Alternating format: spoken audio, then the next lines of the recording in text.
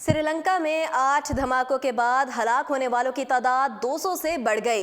500 अफराद शदीद जख्मी। ये धमाका किस दहशतगर्द तंजीम ने कराया?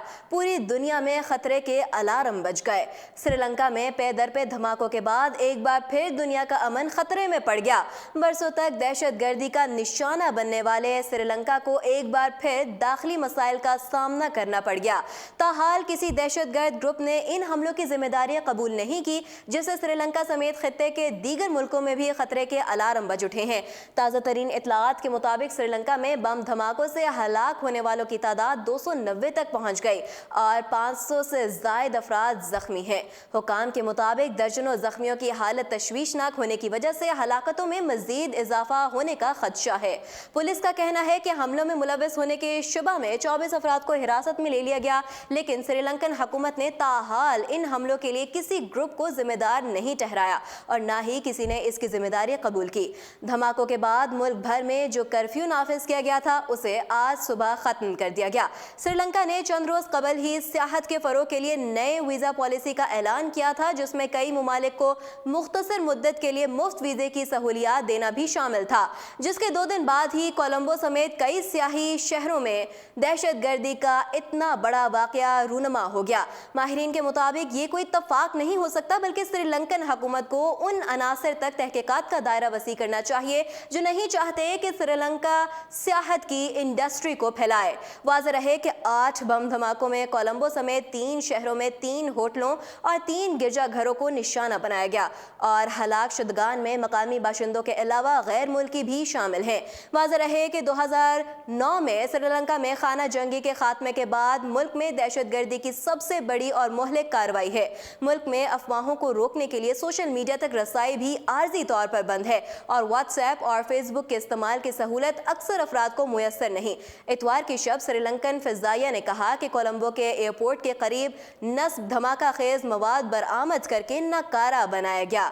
फिजाइया के तर्जुमान गेहान सनिवार्तने ने मकामी ज़राए अबलाग को बताया कि प्लास्टिक का एक 6 फुट लंबा पाइप मिला, जिसमें धमाका खेज मवाद मौजूद था।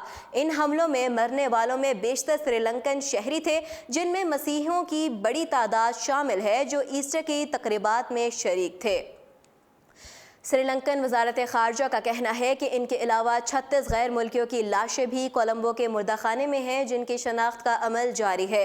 हलाक होने वाले गैर मुल्कियों में कम अज़ कम 5 बरतानवी शहरी हैं, जिनमें से 2 के पास अमरीकी शहरियत भी थी। इसके अलावा इंडिया और डेनमार्क के 3, जबकि पुर्तगाल का 1 शहरी भी हलाक हुआ, जबकि एक तुर्क नशरियाती इदारे के मुताबिक मरने वालों में 2 तुर्क इंजीनियर और हॉलैंड का 1 शहरी भी शामिल है।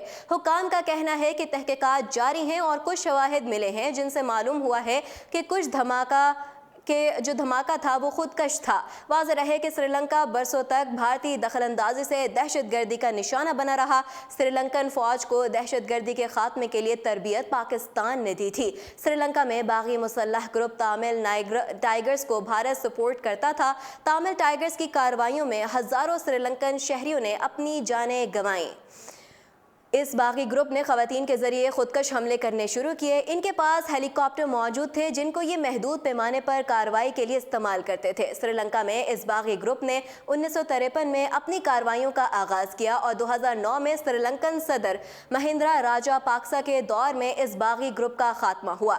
भारत तामिल टाइगर्स को असलहा फराहम करता था। तामिल टाइगर्स के कारकुनों को भारत में ट्रेनिंग दी जाती थी। एक वक्त था कि श्रीलंका भी पाकिस्तान की मानंद 2 टुकड़े होने की हकीकी खतरात से दोचार था, मगर श्रीलंकन लोगों ने अपने अज़्म हिम्मत, बेहतर पॉलिसियों और पाकिस्तान की मदद से इस बागी ग्रुप पर काबू पा लिया। इस मदद पर श्रीलंका की हुकूमत और लोग आज भी पाकिस्तान के शुक्रगुजार हैं।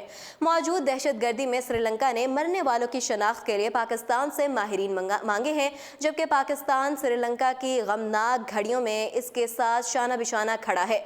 वज़ीर आज़म पाकिस्तान इमरान खान ने श्रीलंका में होने वाली दहशतगर्दी पर गहरे दुख का इजहार करते हुए कहा कि पाकिस्तानी कौम गम की इस घड़ी में